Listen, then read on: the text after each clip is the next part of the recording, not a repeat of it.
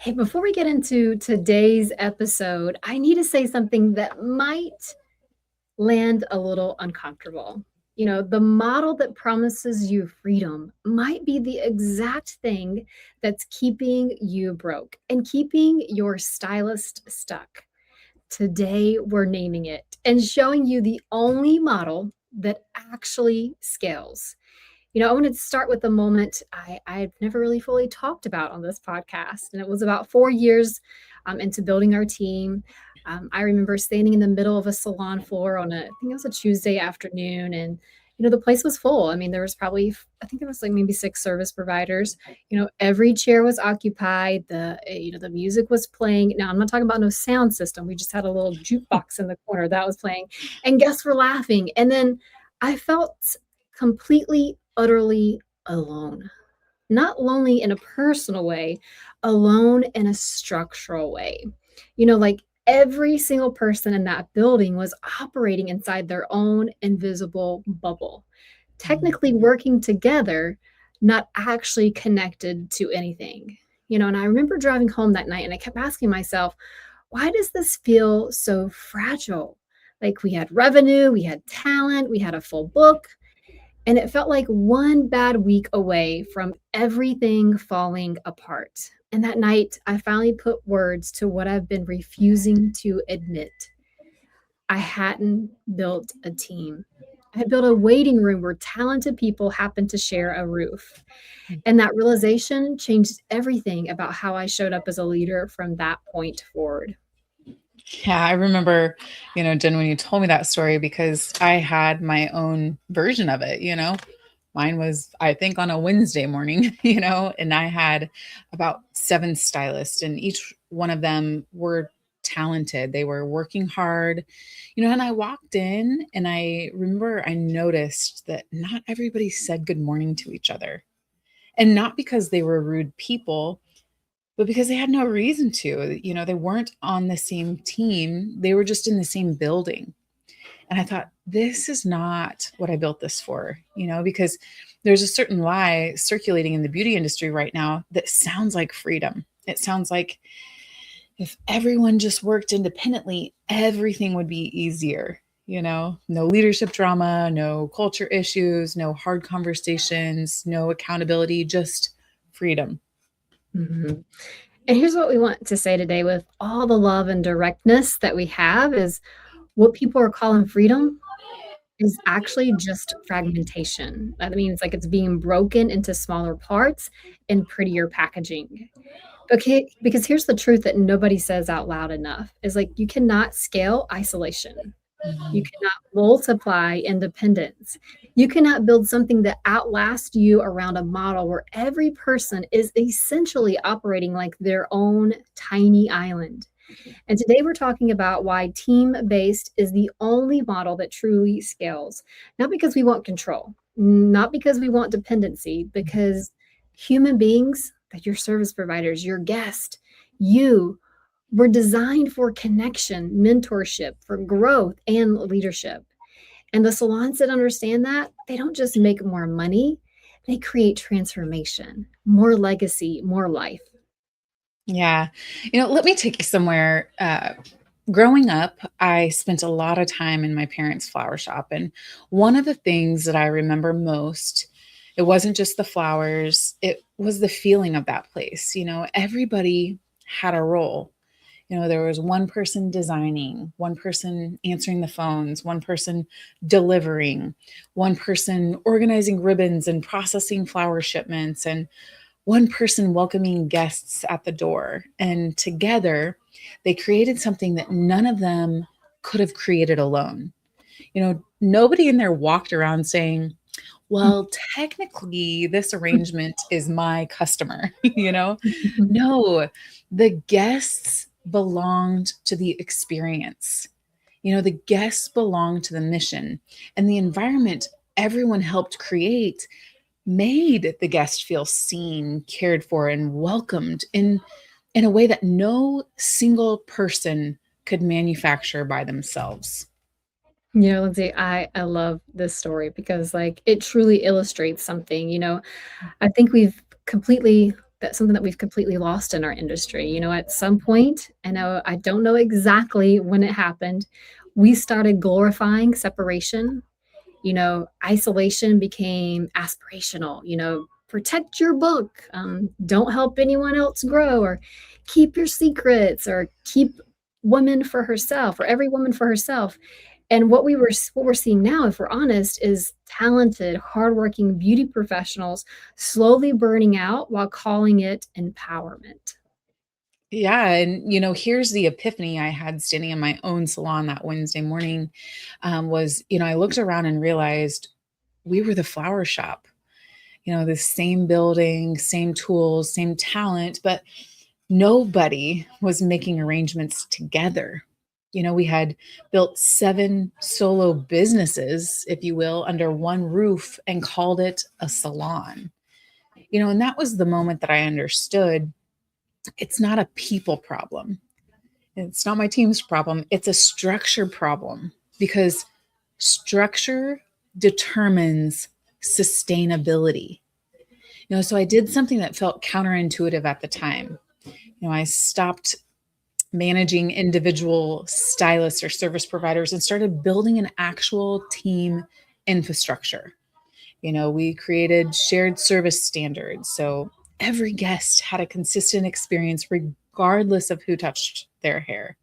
We built team meetings that weren't just logistics, they were culture, investment, leadership development.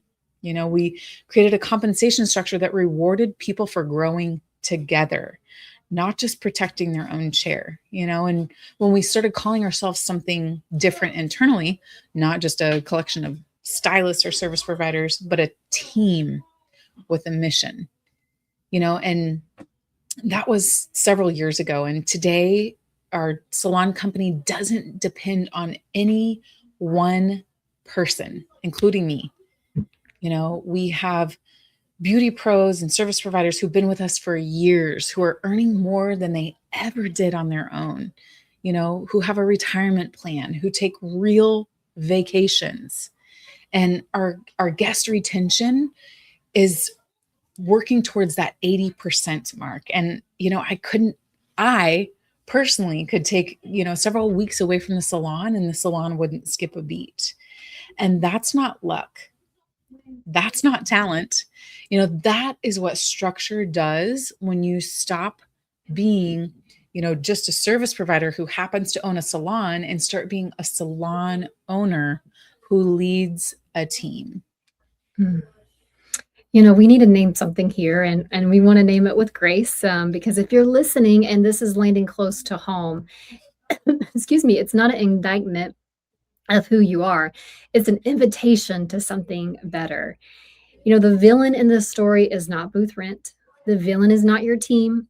The villain is an identity. And we call it the service provider owner. She is hardworking. She loves her clients. She is genuinely talented. And she is completely, silently exhausted because she accidentally built a job and set up a business. And she makes decisions from her chair. She measures success by how full her personal book is. She feels responsible for every problem and powerless to fix any of them. And the tragedy is that she thinks this is just what owning a salon feels like. Yes, she thinks the exhaustion is the price of success, but here's what nobody told her. The exhaustion is not coming from owning a salon. It's coming from being a service provider who owns one. Those are two completely different identities, and only one of them scales. A beauty pro, a true salon owner, thinks differently. She understands the guests aren't hers. They belong to the experience the whole team creates. She understands that her value is not just in her hands, it's in her leadership. She understands the goal isn't to build a bigger book herself, it's to build a bigger vision. And ironically, that shift creates more opportunity for everyone involved, not less. Now, before we go further, we need to talk about the resistance because maybe part of you is listening to this and thinking, yeah, but, yeah, but. And honestly, those concerns are real. We're not here to shame independent artists. We're not here to tell anyone there's only one path, but we are here to challenge a few beliefs that keep talented beauty pros stuck. Because sometimes what sounds true isn't the full picture. So let's talk about the first one. It's the false belief number one is if I work independently, I'll keep all the money. My favorite one. And honestly, I could see how someone would believe this too. It makes logical sense, I guess, on the surface. 100% commission sounds like more than 40 or 45% commission, until you run the actual math, because revenue and profit are not the same number. And a lot of independent service providers are collecting revenue while privately drowning in inconsistent weeks, marketing costs, product costs, booking software, no shows with no safety net, taxes with no strategy, and an emotional weight that doesn't clock out when they do. Meanwhile, I have beauty pros or service providers inside my salon who are earning more, growing faster, building retirement, taking vacations, and going home at the end of the day without the salon following them. And not because commission math is magic, because leverage exists inside ecosystems, not isolation. And if you want to see the actual numbers, the real side by side comparison of what team based compensation looks like versus independent, we built that breakdown inside Salon Business School. That's exactly what it's there for. Yes. And then let's move on to false belief number two. Team based means drama. And again, I hear this because a lot of people have lived it, right? Gossip, politics, favoritism, unclear expectations, chaos disguised as culture. And if that's your experience of team based, of course, you're going to want out, right? But here's the thing, that wasn't a team based problem. That's actually a leadership problem. People don't hate teamwork, they hate unhealthy teamwork. And there's a difference. Human beings are wired for belonging. That's why people join sports teams, movements, communities, churches, because isolation exhausts the soul, even when it looks like freedom from the outside, And that's why the beauty pro movement exists. Not as a concept, as an actual community of salon owners and beauty professionals who are doing this together in a healthy way. And if you've never seen what healthy team culture looks like up close, that's your next step. Check out beautypromovement.com. Again, that's beautypromovement.com. Yeah. And false belief number three is I'd rather depend on myself than be let down by a team. And this one is the deepest because it usually comes from being hurt. Someone left, someone took your clients, someone you poured into walked out the door, and somewhere along the way you decided never again. But here's what I want to say to that version of you. The answer to bad leadership experiences is not abandoning leadership. It's becoming a better leader, because those experiences didn't prove that team based doesn't work. They proved that you haven't yet had access to the systems, the culture, and the frameworks that make team based work. That's not a judgment, that's an invitation. And those systems, that culture, those frameworks, that's what Million Dollar Beauty Pro was built to give you. So you never have to guess at it again. So let's talk about what scaling actually means. Because I think that we have been sold a counterfeit version of it. Scaling is not doing more yourself. It's not filling your own book to, capacity and calling it growth. Scaling is building systems and people that allow impact to multiply beyond your own personal capacity. Jen and I have this analogy that we come back to constantly. You don't want a salon that flies like a paper airplane. You want one that flies like a commercial jet. Because think about it, a paper airplane depends entirely on one throw, one motion, one person. And eventually gravity wins. But a real airplane, it has systems, pilots, navigation, redundancy, communication, a team. And because of that, it can go further. It can carry more people, it can create more impact. And that is what scaling actually is. Mm. So true. I love that, Lindsay. And because here's the thing that about systems that I think gets completely misunderstood. When I say systems, people picture like cold, like robotic, transactional, like a McDonald's but that's not what we mean. Think about it. The Ritz-Carlton has systems, Disney has systems, Chick-fil-A has systems. And those are some of the warmest, most human guest experiences in the world. You know why? Because when the systems are solid, people stop surviving and they start connecting. They focus on hospitality, creativity, relationships, transformation.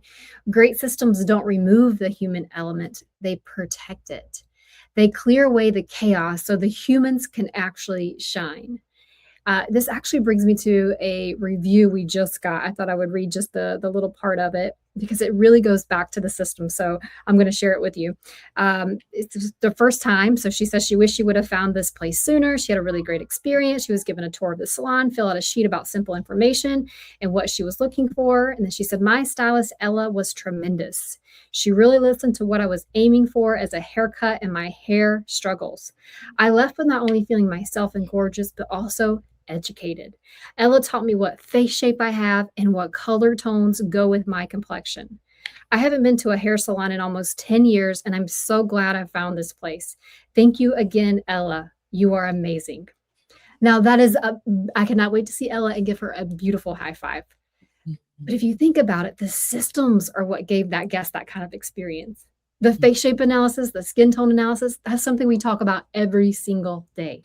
It's actually data that we track. How many guests had a face shape analysis? How many guests had a color analysis? Because we know that is the factor that contributes to a great guest experience. And so if you imagine, Ella or someone else, if they were in a little room by themselves, even if they knew how to do face shape and skin tone analysis, there'd probably be days they didn't feel like doing it. And guess what? They wouldn't have the accountability to be like, well, let's do it anyway. They just wouldn't do it. And so that just goes back to like the systems are made so that humans can actually shine. I love that, and Jen, that's the perfect example of one more thing that nobody says enough. Because when a salon stops functioning like a team, guests feel it. The energy shifts, things become transactional, and guests don't come to the salon just for hair or skin or whatever services. They come to feel seen, safe, welcomed, elevated, and team environments create that emotional depth. And that depth is what creates the kind of retention, referrals, and loyalty that no marketing budget can manufacture. That's so true, Lindsay. It reminds me of I have a guest that we served, Victoria, and she's been a guest here. Gosh, I used to do her hair, so 20 years, 15 years, I don't even know how long. And, once upon a time, we had 7 service providers who left within 4 months. And she came to me after that and she said, Jen, I just wanted to share, like, I felt the energy shift in here. There's like something wasn't right. And she said, as soon as, X, Y, and Z stylist left and the other person followed, she's like, I could tell everything was lifted again. So, like, I have evidence from guests that truly just shares exactly what you said. So, when you think about that, like here's the real reason that team-based scales, and it's not complicated. Systems can be taught, culture can be duplicated, leadership can multiply. One person can only do so much. But a unified team, man, that becomes exponential. That's how movements are built. That's how companies expand. That's how legacy happens, not through isolation, through multiplication. Yeah, and truly, this is why the Beauty Pro movement matters so deeply to us. We believe that the industry deserves elevation. We believe beauty pros deserve mentorship, support, opportunity, and community. Not just a chair to rent or, and really a future that depends entirely on whether they personally show up healthy every single day. You know, we also believe salon owners deserve businesses that don't quietly collapse every time someone takes maternity leave or, gets injured, burns out, or simply has a hard season of life. And that resilience only exists when there's infrastructure underneath the individual. And that's what teams create is infrastructure. And if you want to be a part of that movement, if you want to stop being isolated and start being supported, beautypromovement.com is where we're building it together. So if you're still with us, and I think you are, here are the questions we actually want to leave you with. Not to diagnose a problem, but to locate yourself inside a decision. Am I building a business or just employing or renting space to individuals? Does my salon have a shared mission that lives beyond any one person? Am I developing leaders or just managing schedules? Are our systems strong enough so that the guest experience is consistent, whether I'm there or not? If I stepped away for 30 days, would the business survive or would it quietly fall apart? Take your time with those questions. They're not meant to make you feel behind, they're meant to show you how close you already are. Yeah, so true, because here's what I know about the person listening to this podcast right now is you didn't open a salon to be trapped. You didn't build a team to feel alone. You didn't sacrifice what you sacrificed to end up more exhausted than the person who works for someone else. Like, you opened this business because you had a vision for something bigger, a place where people are developed, where guests feel transformed, where your team builds lives, not just careers. And you already have that vision. And that's why you're still listening. The salon owners who change this industry will not be the ones with the most independent service providers or stylists. They'll be the ones who decided to build something that outlasted them, something that developed leaders, created legacies, it changed careers. They'll be the ones who stopped being a service provider who owned a salon and started being a salon owner who provided services. And that's exactly who you are becoming. And if today's episode resonated, if you find yourself nodding or maybe sitting with a little discomfort in the best possible way, would you send this to one salon owner who needs to hear it today? Not because we're asking for a metric, because there is a woman in your world right now who is talented, exhausted, and two beliefs away from a completely different business. And this episode might be the thing that shifts it for her. Send it to her and tell her about beautypromovement.com because she's exactly who it's built for. Yeah. And if you are that woman, if everything we talked about today landed somewhere true inside of you, the next step isn't more information. It's a decision. So go to beautypromovement.com right now because we've built something there for exactly the person who's been listening to this episode. The salon owner who is ready to stop building alone and start building something that lasts. The systems, the community, the identity shift, it's all there because chaos gets attention, but systems build empires and healthy teams, they change lives. We'll see you inside the movement.